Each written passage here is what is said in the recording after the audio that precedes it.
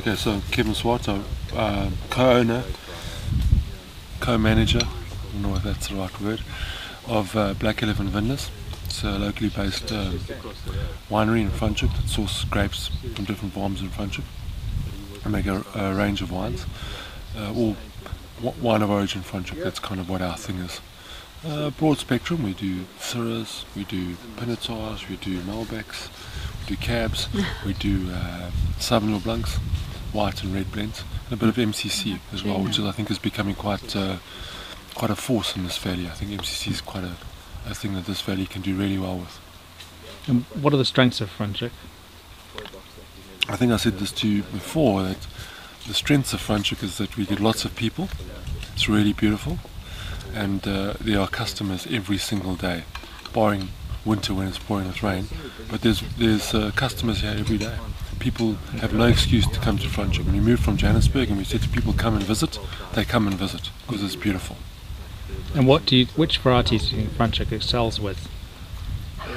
That's a contentious issue in the valley at the moment. There's a move to say that Cabernet, Semillon and Chardonnay are the best varieties in this valley. I'm not necessarily part of that movement. I think that I think we have extremely good diversity here. I think it's a wine world in a valley. That's what I think. I think you, within a 7-kilometre radius, you can plonk yourself down and you can taste all different kinds of wine of exceptional quality. And I think MCC is the dark horse in this valley, MCC being our version of champagne.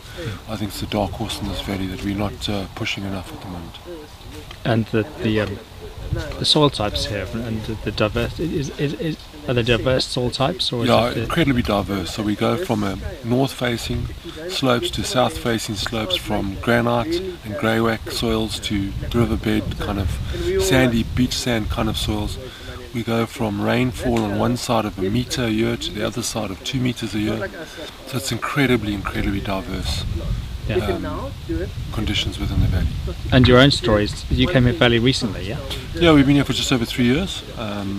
We came here, fell into the wine business a bit by accident, loving it though. But so we came here not really knowing too much about wine. We were ardent drinkers and not very much knowledge based. But we've got involved in it. Been making wine for 3 years, really enjoying it. It's a fantastic industry, it's good for your soul. It's good to be part of nature, it's good to be something that's real. So thoroughly enjoying it from that perspective. And do you think it's important for the valley to have the wines from the valley to have their own identity, in the sense that, because obviously the Franschhoek Vintners encompasses people who are making wines from outside the valley and people who haven't even got a single vine in the valley. Is that something that threatens the identity of Franschhoek wine?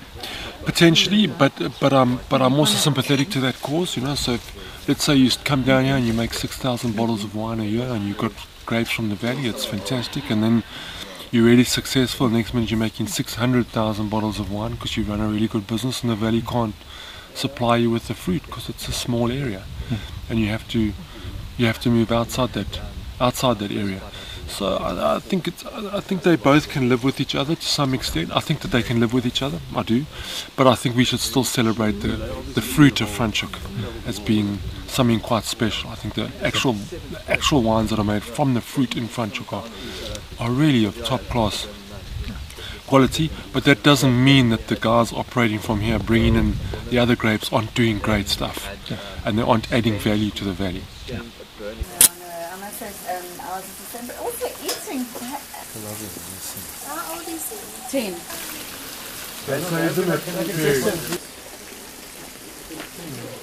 A chap called Taylor, Angus Taylor. Yeah. South African artist. It's beautiful. And everybody dines out on the deck of the company.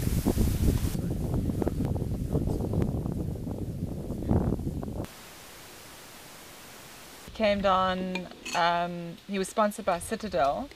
Well, to start with, the property was granted to a Huguenot in 1689 who was a refugee from France when all the Huguenots were kicked out, and he was granted this farm. It's 31 hectares, and he built a little house just over my left shoulder. You won't see it now because it's no longer there. And then as the years went by, they built a few other houses, and the main homestead was built in 1787.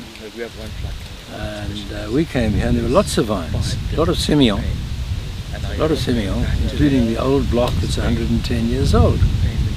Well, we decided to cherish the block that was 110 years old, but the rest of the Semillon down on the side here, we pulled that out and planted some more Semillon, which is now about 25 years old, and a lot of our clients are enjoying that as well, but I don't make wine out of it. We only make wine out of our 110-year-old Semillon. And it's been very successful, and we enjoy drinking it, and our customers enjoy drinking it, I think, and it's part of our heritage. Yeah. What else do you want to know? No, that's great. I remember we tried some earlier on. I was just amazed by the quality, just how good the wine was, and also trying a vertical of this wine, just how well it ages. I think it's one of the South Africa's classics. And, I'm glad you enjoyed it, Jamie. Yeah. We're proud of it, and all our friends enjoy it. And our friends and our enemies, they all like it. So we share it amongst everyone. Yeah, it's great. Supposed to be doing? Something's happening! What am I supposed to be doing? Tell me, give me a clue. Supposed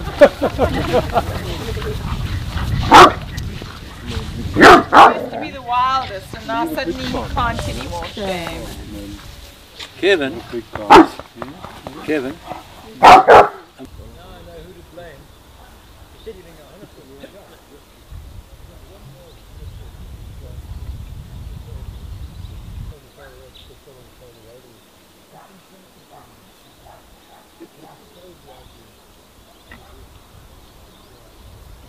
So the old farmers used to plant, sort of interplant Heineput.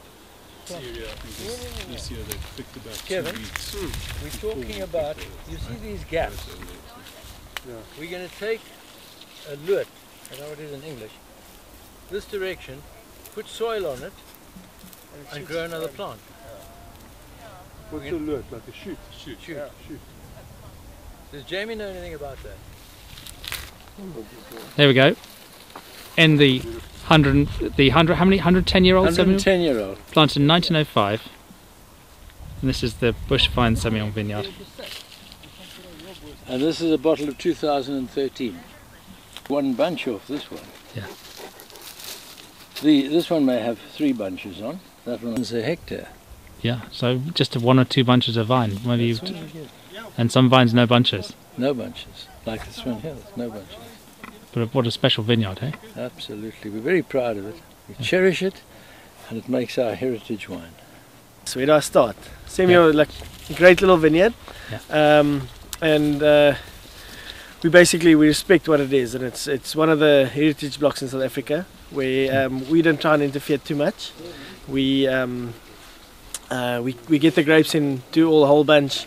The vineyard's basically settled on old granite, decomposed granite soils. We get into the cellar, a whole bunch press it into barrel, a bunch of old barrels, just respect the fruit, and it really shows up nicely in bottle. It shows for 10 years to come. We think it still shows its personality, knows what it wants to be, it knows what it is. On the vines, I think it's obviously suffering a bit, but it's been suffering for the last 100 years or odd. So we know it can last. It stands the test of time, and we respect it for that. So. And how long have you been making the wine from here? I've been making the wine for the last 3 years, but hopefully for a lot longer. So. That's brilliant. Whatever comes out of here makes a wine.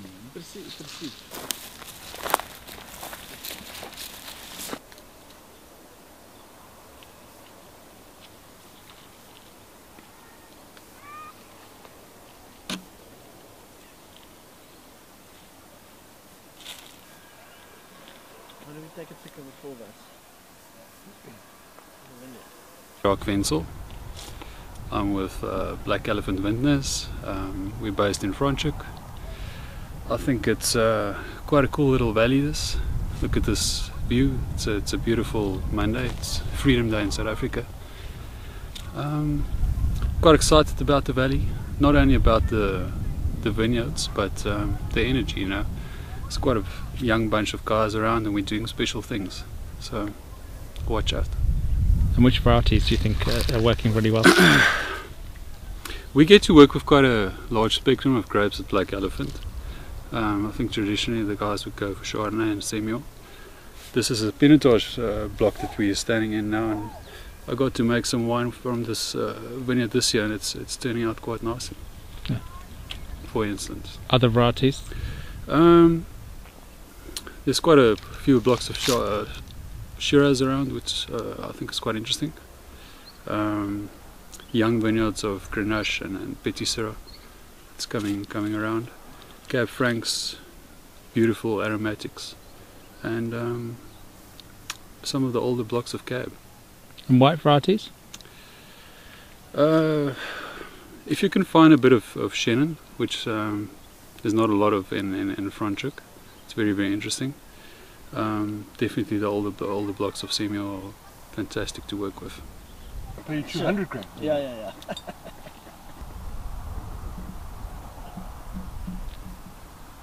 Now meeting is still full up. No, eh?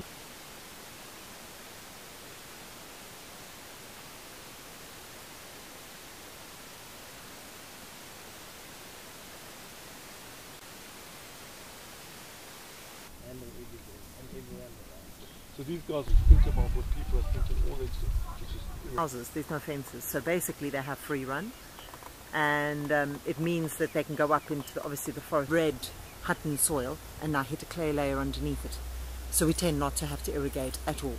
We have a drip irrigation system if we want it, but yeah, mine. I do believe Cab Franc works in the valley, but not mine. I think my soil is too fertile for it, and go and visit DP later. It's literally just around the corner. It just gives me a natural acidity and because I'm not stressing it by trying to harvest it earlier, or sort of say later, trying to get the ripeness out of it, it's fine. It copes. No quality, I'm not going to complain. But where it's not giving me what I really want, then I'm going to say no. But because we just want to know if there's a. Oh, in fact, we've done them. Not often you have it available. Yeah. And the vineyard's still trying to grow. If there's enough. Usually there isn't enough because the yield is so low on it. And better because obviously sandy soils, nothing sticks. And here all the water flows down, so this end gets a lot more water than the top end does. Well, I'm Irene Waller and I'm the winemaker here at Labrie. I laugh, I say winemaker, but generally kind of do everything. I'm the general manager as well because we are small enough that they kind of make me do everything. I'm very lucky though that I've got someone else who does all the hard work in the cellar, and that's Claire Isaacs, my assistant winemaker. We're small, we rate ourselves as a boutique cellar because basically under 100 tons and everything is hand-picked, hand-sorted. Varieties that I think do exceptionally well here, not necessarily the rest of the valley, one of them specifically my Syrah, but I think that's because of where it's planted. But for us and the valley as a whole, Chardonnay and Cabernet, especially the older blocks, I think we have stunning climate and soil for those two varieties specifically. And we're in fact going to be replanting now and putting new Chardonnay and new Cabernet in on specific soils. And I know up the road, Stony Brook, Craig's done that now recently as well, because we all believe in Cabernet in this valley. Labrie, one of the oldest farms here, and one of the few that's registered as an estate. You hear all the stories about Franschhoek, everyone buys in wine, and it's not Franschhoek you're drinking. We'll come to Labrie and you only drink Labrie. Yeah. And what soils have you got here?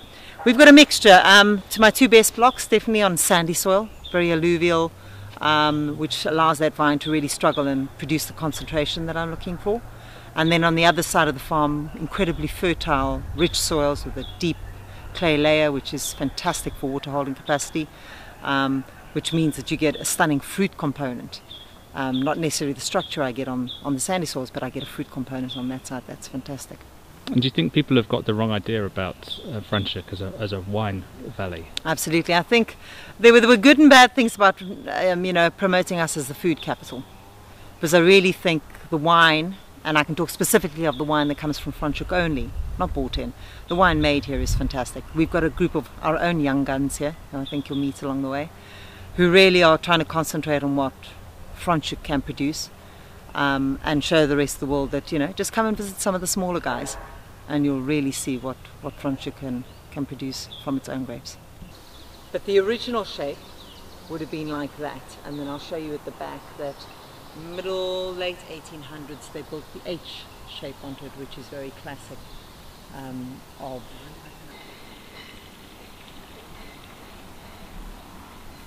in fact mine would be a bit of fun to try. Because we used to do a Semillon on the farm, which was called Sauvage Labrie.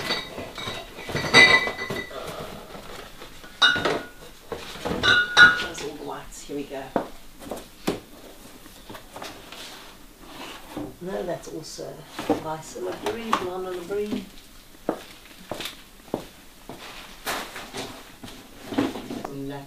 We never clean this, so everything there has just been like that for ages.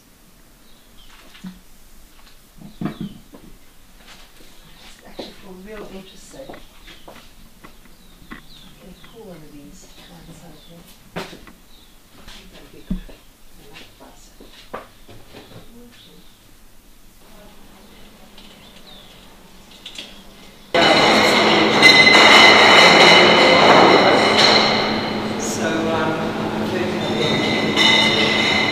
So that I can then taste it, you know, what of it as well.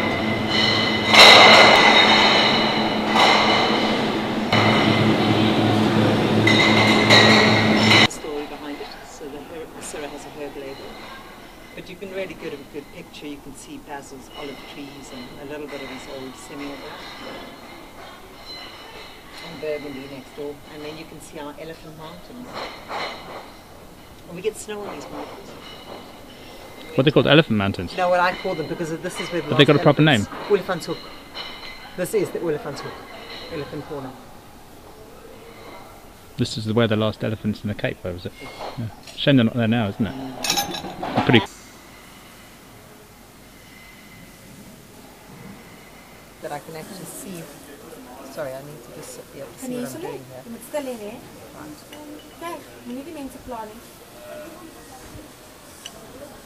So you just scored all your bottles this way, yeah? I'm going to definitely, all 800 of them. There we go. That was quite impressive, actually. Well done. I didn't make as much of a mess as I normally do.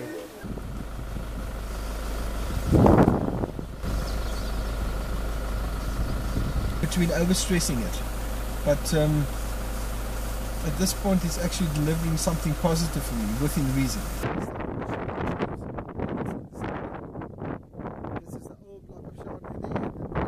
He wants to be virus free his whole farm, and it's got 11 hectares of Chardonnay. So in order to start off, you need to take out all 11 hectares of Chardonnay. So now let's start with one.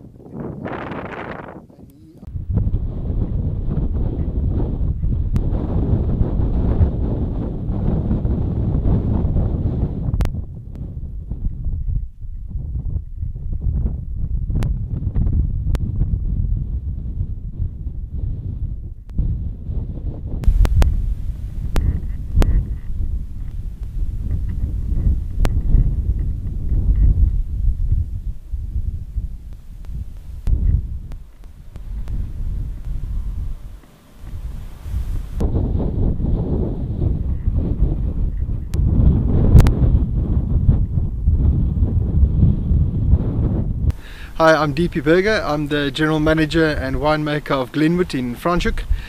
Been on Glenwood now for 25 years. Started off as the farm manager, developed into a winemaker. Fourth generation Franschhoeker. I'm privileged to say that my great-great-grandfather saw the last elephant walk out of this valley. So born and bred here, and I've seen this little valley come from absolutely nothing to an old little farming community into probably the gourmet capital of South Africa. Come and visit when you've got a chance. And what do you think the strengths of Franschhoek are? Well, I think our terroir is very unique in its own sense. We've got a huge amount of young vines that's matured over the past 25 to 30 years, young winemakers coming through the ranks, and then we've got everything to offer if you want to come and enjoy a very good time. It's from good accommodation, good restaurants and fantastic wines. And you're known as a Chardonnay specialist, but do you think there are other varieties that are very strong here as well? I think it's Franschhoek has got something to offer from a lot of angles as far as varieties are concerned. I know Cab is doing exceptionally well here. We're making some pretty strong Semillons. There's some good Shirazes coming through the ranks now as well, and I think it's just a question of of the development of our terroir, the fact that we are a very young winemaking family in Franschhoek. If you look at especially the age of the South African wine industry, we're a young upcoming bunch, so I think it's not just Chardonnay. There's a lot to offer in this valley. And do you think sometimes Franschhoek's misunderstood? Totally. Yeah. Yes, I think definitely so. It's a unique valley. It's got something to offer for any palate, for any taste. It's totally misunderstood when it comes to our wines, especially.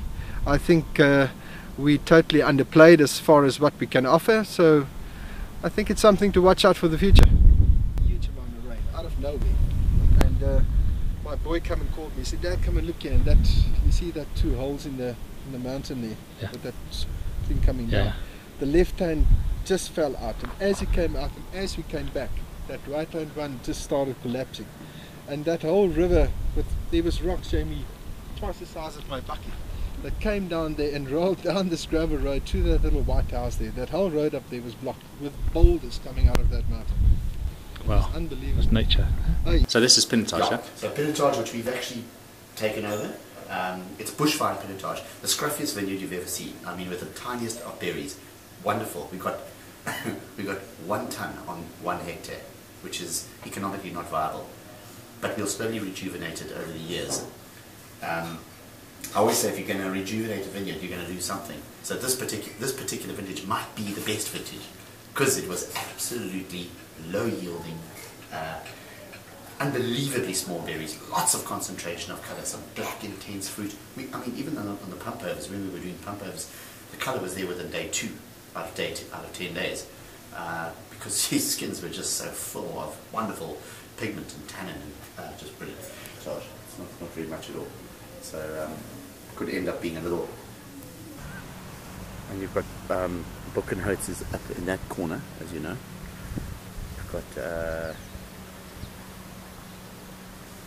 You've got close to Richard Branson's place. I am Moreson. Right there. Yeah.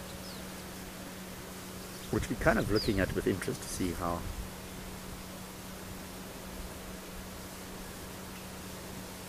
And then you go down to Singh, who's the wealthy Indian who's just bought that whole property. Across down, back to the Vida Look, where the Franschhoek water comes from.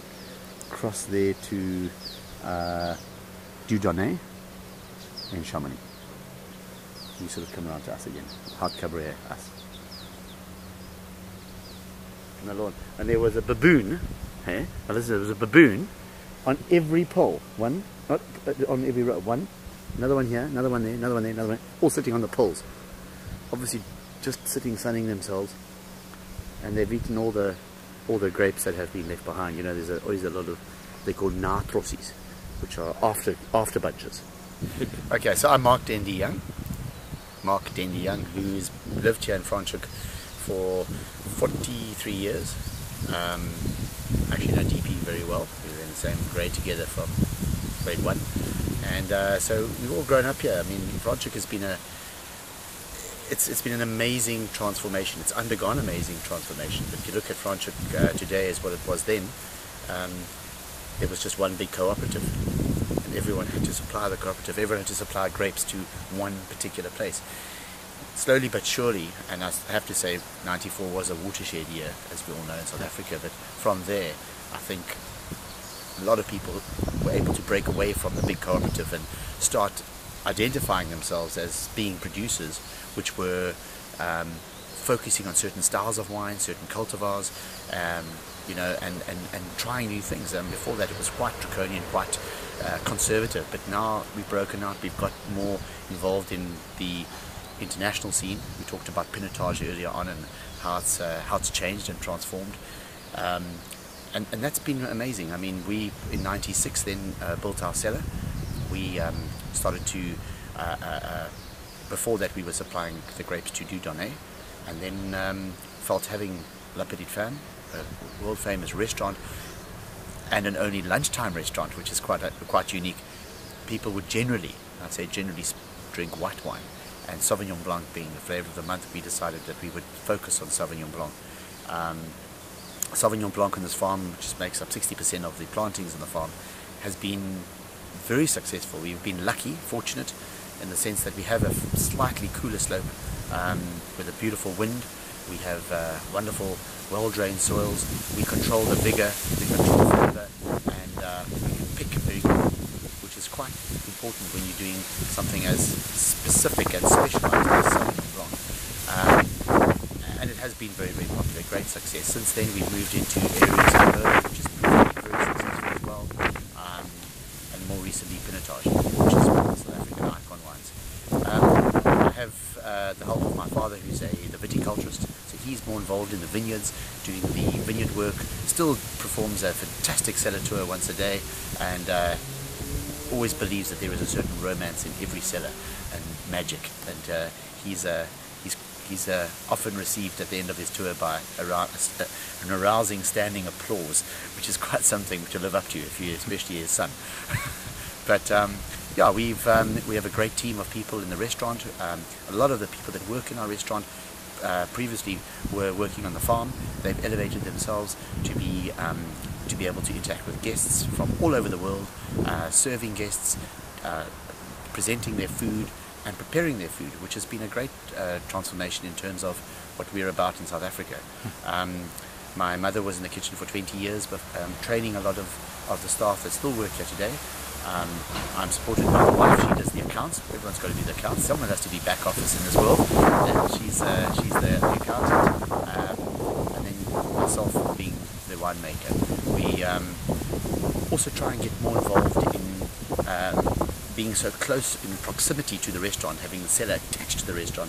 We're very involved in dealing with guests at the table with wines. Often guests are invited to just walk into the cellar and see what's happening right under their noses, right where they're having lunch. They can go in and try a Sauvignon Blanc which is in ferment, or a Merlot which is just finished coming out of barrel or something. So we're quite tactile in the whole experience. It's not just an experience which involves going to a restaurant and leaving. There's quite a lot of add-ons, but I always say it's a little bit about escapism when you come to La Petite Ferme. You have to leave with a complete sensory experience, which is important.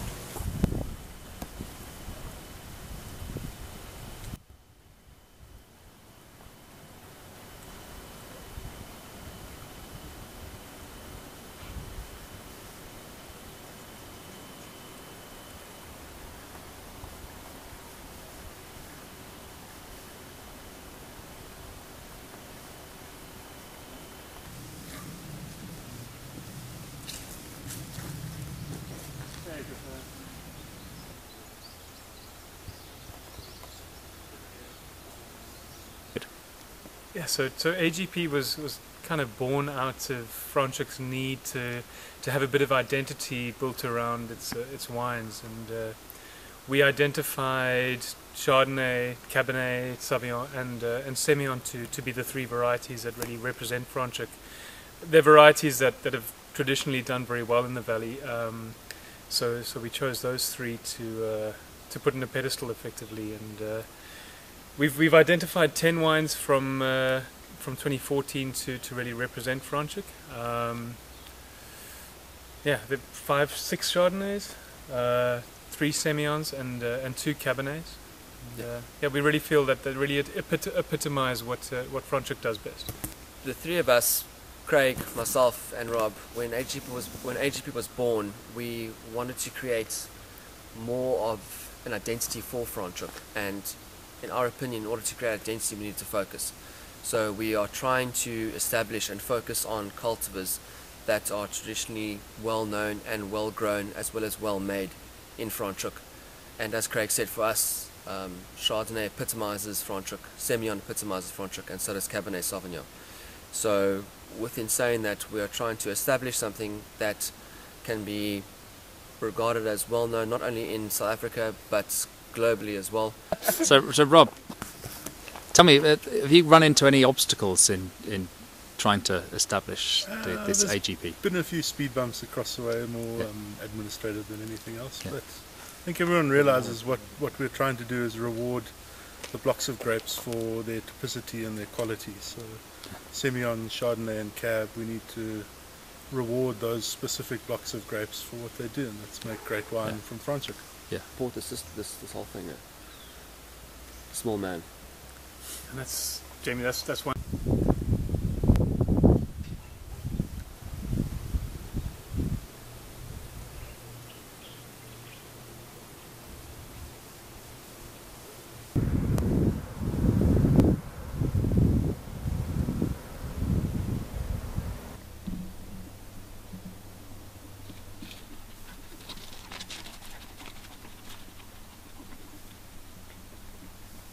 Hi, I'm Dieter Sellmeyer, owner and winemaker at Lynx Wines.